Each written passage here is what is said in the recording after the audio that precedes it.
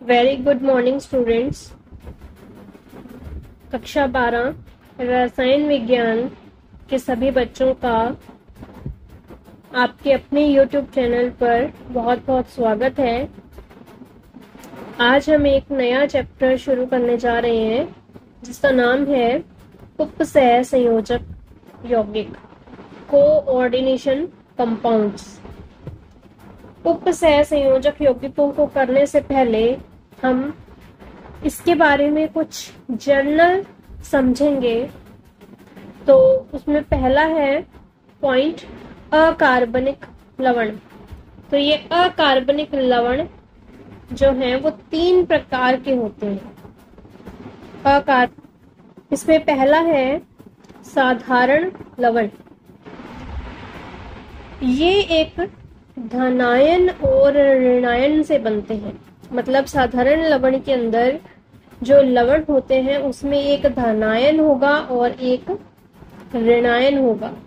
एक धनायन होगा और एक ऋणायन होगा, और ये जल में घोलने पर अपने व्यक्तिगत आयनों में टूट जाते हैं, इसलिए अपने व्यक्तिगत आयनों का ही परीक्षण देते हैं। उसके बाद दूसरा पॉइंट है इसमें द्विक लवण या फिर जालक यौगिक। ये 2 साधारण लवणों से बनते हैं। मतलब ये वाले जो साधारण लवण हैं वो 2 प्रकार के, अलग अलग प्रकार के अगर मिल जाते हैं तो द्विक लवण बन जाते हैं। इन्हें जल में घोलने पर ये अपने व्यक्तिगत आयनों का परीक्षण देते हैं। जैसे KCl और MgCl2 को जोड़ दिया गया तो बन गया, इसमें कार्नेलाइट का सूत्र है KCl.MgCl2.6H2O। मोहर लवण इंपॉर्टेंट है FeSO4.NH4 की ट्वाइस SO4.6H2O। उसके बाद है फिटकरी K2SO4.Al2SO4 की थ्राइस .24H2O 24H2O। अब उसके बाद है संकुल लवण। इन्हें जल में घोलने पर ये अपने व्यक्तिगत आयनों का परीक्षण नहीं देते हैं, और यही आयन है जिसके नाम पर हमारा चैप्टर है उपसह संयोजक यौगिक। इन्हें संकुल लवण भी कहा जाता है। इसमें जैसे उदाहरण है कि K4FeCN6 को जल में घोलने पर पोटेशियम अलग हो जाएगा और KFeCN6 माइनस में अलग हो जाएगा। तो यहाँ पर K पॉजिटिव का अलग परीक्षण मिलेगा हमें, लेकिन इसमें से Fe का और Cn का अलग अलग परीक्षण नहीं मिलेगा। उसके बाद है इसकी परिभाषाएं। इस चैप्टर में बार बार आने वाले शब्द तो वो हमारे समझने बहुत जरूरी है। पहला है इसमें केंद्रीय परमाणु या फिर आयन किसे कहते हैं। बार बार शब्द आएगा केंद्रीय परमाणु या केंद्रीय आयन। उपसह संयोजक यौगिक के केंद्र में कोई भी अगर धातु परमाणु है या धातु आयन उपस्थित है, होना क्या चाहिए, वो धातु होना चाहिए, अधातु नहीं होना चाहिए। इसके केंद्र में उपस्थित धातु परमाणु जो लिगेंड के साथ उपसह संयोजक बंध द्वारा जुड़ता है। अब ये लिगेंड क्या होता है इसकी परिभाषा आगे आएगी। तो धातु जो है वो लिगेंड के साथ उपसह संयोजक बंध बनाएगा, उसे हम कहते हैं केंद्रीय परमाणु या केंद्रीय आयन। K4FeCN6 में केंद्रीय आयन जो है वो Fe+2 है। K4FeCN6 में केंद्रीय परमाणु या केंद्रीय आयन Fe बोला जाए, Fe को माना जाएगा Fe+2। अब धीरे धीरे हम ये भी पता लगाना सीखेंगे कि यहाँ पर +2 कैसे आया, इसको भी हम आगे जाकर के सीखेंगे। अब है कि लिगेंड किसे कहते हैं। अभी हमने शब्द पढ़ा था लिगेंड। तो ये लिगेंड क्या होता है? अब यहाँ देखो, उप सह संयोजक यौगिक में केंद्रीय धातु परमाणु के साथ जुड़े आयन या उदासीन अणु, जो केंद्रीय धातु है, जो मेटल है, इसके साथ कोई भी या तो आयन जुड़ा हुआ होगा या फिर उदासीन अणु जुड़ा होगा, या तो कोई भी आयन जुड़ा होगा या फिर कोई भी उदासीन अणु जुड़ा होगा, जो केंद्रीय धातु परमाणु या आयन को इलेक्ट्रॉन देंगे। मतलब मेटल को इलेक्ट्रॉन्स देंगे, दान करेंगे, उप सह संयोजक बंध का निर्माण करेंगे। दान देने के बाद उप सह संयोजक बंध का निर्माण होगा, इनको कहा जाएगा लिगेंड। ऐसे आयन या उदासीन अणु जो केंद्रीय धातु को इलेक्ट्रॉन्स दान देते हैं और उप सह संयोजक बंध बनाते हैं, उन्हें क्या कहा जाता है? लिगेंड कहा जाता है। अब जैसे इसमें बता रखा है कि K4FeCN6 में Fe केंद्रीय धातु है, Cn लिगेंड है और CN6 जुड़े हुए हैं, तो 6 क्या चीज है? उसकी उप सह संयोजक संख्या है। और ये जो है FeCN6, इस सारे को समन्वयी मंडल कहा जाएगा और इसको कहा जाएगा आयनिक मंडल। अब उसके बाद है कि लिगेंड वह परमाणु है जो केंद्रीय धातु को इलेक्ट्रॉन्स का दान करता है। ये चीज हमने अभी पढ़ी थी कि लिगेंड हमेशा केंद्रीय धातु को इलेक्ट्रॉन्स का दान करेगा और इसलिए लिगेंड्स को दाता परमाणु कहा जाता है। अब जैसे उदाहरण है कि CONH3 के 6Cl3 में NH3 लिगेंड है। जो छोटे ब्रैकेट के अंदर होते हैं वो लिगेंड्स होते हैं और इसमें नाइट्रोजन दाता परमाणु। तो यहाँ पर क्या है, इस चीज को हम बाद में समझेंगे, अभी एग्जांपल्स और आएंगे तब डिटेल में समझेंगे कि हमें पता कैसे लगे कि NH3 में N जो है वो दाता परमाणु है। दाता परमाणुओं की संख्या के आधार पर लिगेंड 4 प्रकार के होते हैं, जिसमें पहला है एक दंतुर लिगेंड। एक दंतुर लिगेंड वे लिगेंड जिसमें सिर्फ एक ही दाता परमाणु होता है, मतलब इलेक्ट्रॉन देने वाला सिर्फ एक ही परमाणु होता है। ये धातु के साथ एक ही उप सह संयोजक बंध का निर्माण करेंगे। इसमें उदाहरण है Cl negative, H2O, NH3, Br negative आदि। उसके बाद है द्विदंतुर लिगेंड वे लिगेंड जिनमें 2 दाता परमाणु होते हैं, तो शब्द आ जाएगा द्वि, अर्थात ये धातु के साथ 2 उप सह संयोजक बंध बनाएंगे। इसमें उदाहरण है EN। इसकी फुल फॉर्म है एथेन 1,2 डाइमीन या फिर एथिलीन डाइमीन। इसका सूत्र है CH2 single bond NH2 CH2 single bond NH2। अब इसमें नाइट्रोजन को मैंने हाईलाइट किया हुआ है, तो नाइट्रोजन के पास लॉन पेयर उपस्थित हैं, तो ये लॉन पेयर ही धातु के पास दान के लिए जाएंगे। तो यहाँ पर दाता परमाणु जो है वो नाइट्रोजन है और 2 नाइट्रोजन है तो 2 दाता परमाणु है, इसलिए यह एक द्विदंतुर लिगेंड है। उसके बाद है ऑक्सलेट आयन, इसको OX से प्रदर्शित किया जाता है। इसका सूत्र है C2O4-2। तो C 2 है, सिंगल बॉन्ड से जुड़े हुए हैं और इसमें 2 ऑक्सीजन, मतलब एक ऑक्सीजन दोनों कार्बन के साथ सिंगल बॉन्ड से जुड़े हुए हैं जिसके ऊपर नेगेटिव चार्ज है, और एक ऑक्सीजन मतलब टोटल 2 ऑक्सीजन डबल बॉन्ड से कार्बन से जुड़े हुए हैं। उसके बाद है बहुदंतुर लिगेंड वे लिगेंड जिनमें 2 से अधिक दाता परमाणु होते हैं, मतलब इनमें 2 से अधिक उप सह संयोजक बंध बन सकते हैं, उन्हें बहुदंतुर लिगेंड कहते हैं। उदाहरण है इसमें EDTA। एथेन 1,2 डाईएमीन टेट्रा एसीटेटो इसकी फुल फॉर्म है। इसके अंदर 2 नाइट्रोजन परमाणु हैं और 4 ऑक्सीजन परमाणु हैं, जिनको मैंने हाईलाइट किया हुआ है, और ये 6 परमाणु दान दे सकते हैं इलेक्ट्रॉन्स को, इसलिए यह एक षट्दंतुर लिगेंड है। उसके बाद है उभयदंतुर लिगेंड। वे लिगेंड जिनमें इस चैप्टर में अभी हाईलाइट नहीं किए थे, मैंने हाईलाइट करने बाकी रह गए हैं,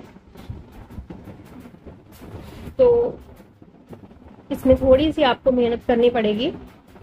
वे लिगेंड जिनमें 2 दाता परमाणु होते हैं, 2 दाता परमाणु होते हैं, द्विदंतुर लिगेंड नहीं है ये फिर, परंतु इसमें एक समय में केवल एक ही दाता परमाणु जो है वो उपसह संयोजक बंध बना सकता है, दोनों इकट्ठे उपसह संयोजक बंध नहीं बना सकते।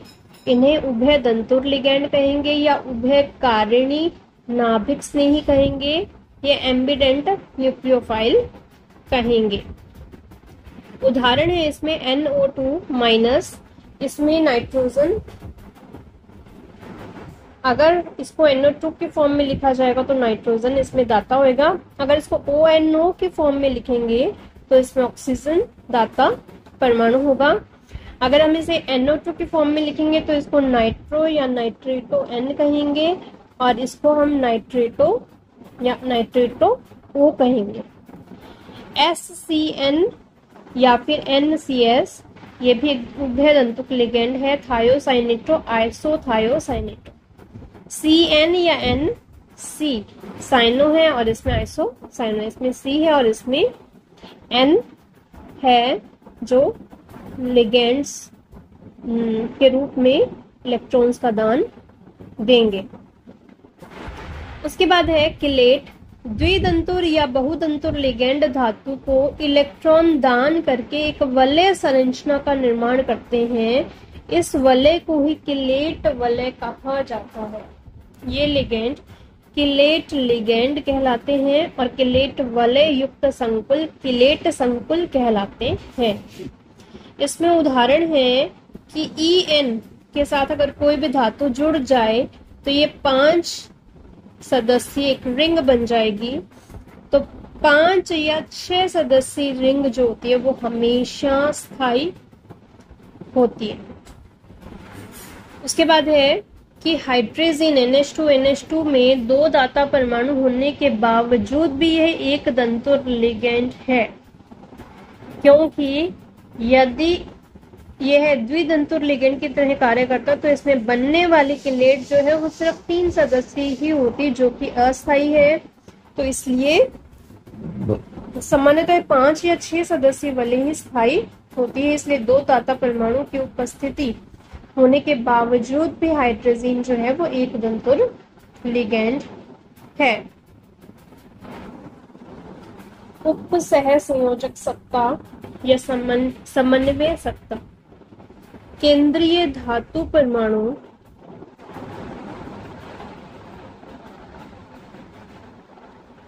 आयन तथा केंद्रीय धातु परमाणु या आयन तथा लिगेंड धातु और लिगेंड को आपस में जोड़ने से बने संकुल व्यवस्था को समन्वय सत्ता कहते हैं। मतलब जो बड़े ब्रैकेट के अंदर होता है उसे समन्वय सत्ता या उपसह संयोजक सत्ता कहते हैं। जैसे ये उदाहरण है, यह एक उपसह संयोजन सत्ता है जिसमें कोबाल्ट थर्ड, अब ये थर्ड कहाँ से आया ये हम बाद में सीखेंगे। इसमें 3 अमोनिया के अणु हैं और 3 क्लोरीन के अणु हैं। कोबाल्ट 3 अमोनिया और 3 क्लोरीन के अणुओं से घिरा हुआ है, तो यह एक उपसह संयोजन सत्ता है। तो मोटे मोटे अक्षरों में ये समझ सकते हो कि बड़े ब्रैकेट के अंदर जो कुछ भी लिखा हुआ होता है वो सारा उपसह संयोजन सत्ता होती है। उसके बाद है समन्वय मंडल। केंद्रीय धातु परमाणु या आयन और लिगेंड को संयुक्त रूप से गुरु कोष्ठक में लिखा जाता है। इस गुरु कोष्ठक को समन्वय मंडल कहते हैं। गुरु कोष्ठक के बाहर उपस्थित आयन प्रति आयन कहलाते हैं। अब जैसे ये है, इसमें बड़े ब्रैकेट वाले क्या हैं, समन्वय मंडल है, और बाहर जो उपस्थित है वो है आयनिक मंडल। उसके बाद है समन्वय बहुफलक। उपसह संयोजक यौगिकों में केंद्रीय धातु परमाणु या आयन तथा लिगेंड एक निश्चित ज्यामिति व्यवस्था में जुड़े होते हैं। इस ज्यामिति व्यवस्था को ही समन्वय बहुफलक कहते हैं। ठीक है, तो ये जो संरचनाएं दी हुई हैं इन्हें याद करने की जरूरत नहीं है, सिर्फ परिभाषा याद होनी चाहिए। इसके बाद अगली परिभाषा है उपसह संयोजक संख्या या समन्वय संख्या। उपसह संयोजक यौगिक में केंद्रीय धातु परमाणु मतलब मेटल या आयन लिगेंड के साथ जितने उपसह संयोजक बंध बनाती है, कितने लिगेंड के साथ वो जुड़ी हुई है, उसे उपसह संयोजक संख्या या समन्वय संख्या कहते हैं। उपसह संयोजक संख्या लिगेंड के दाता परमाणुओं की संख्या के बराबर होती है। इसमें उदाहरण मोस्ट इम्पॉर्टेंट है, पेपर में जरूर पूछे जाते हैं। जैसे ये है, इसमें छोटे ब्रैकेट के अंदर दो है और ये एक दंतुर लिगेंड है, तो 2 गुणा में 1 2। अब यहाँ पर En है, कितने हैं, 3 है, और ये द्विदंतुर लिगेंड है, तो 3 गुणा में द्वि का मतलब 2, 3 दूनी 6। इसकी संख्या कितनी है, 6 है, एक दंतुर है, 6 एकम 6। ये 3 है, द्विदंतुर है, तो 3 गुणा में 2। ये EGT ये 1 है, षट दंतुर है, 1 गुणा में 6। ये द्विदंतुर है, 3 है, 3 दूनी 6। इसमें ये 2 है, 2 एकम 2, और ये द्विदंतुक 2 है, 2 दूनी 4, टोटल हो गए 6। ये 3 दूनी 6, 6 एकम 6। इसके बाद है केंद्रीय धातु परमाणु की ऑक्सीकरण संख्या, जिसके बारे में कहा गया था कि ये हम बाद में सीखेंगे। ये भी मोस्ट इम्पॉर्टेंट है, इसके ऊपर भी क्वेश्चन पूछा जाता है।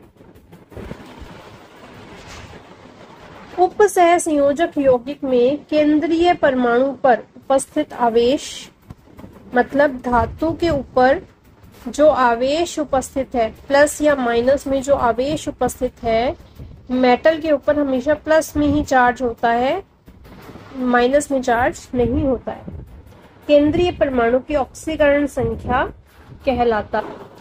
अब इसमें उदाहरण है, Fe के ऊपर +2 चार्ज है, इस Fe के ऊपर +3 चार्ज है। अब इसको निकाला कैसे जाएगा, ये चीज हम अभी बाद में सीखेंगे।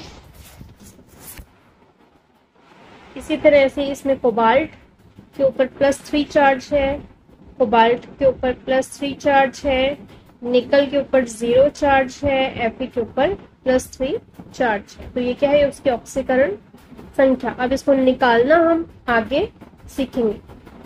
उसके बाद है होमोलैक्टिक तथा हेटेरोलैक्टिक संकुल।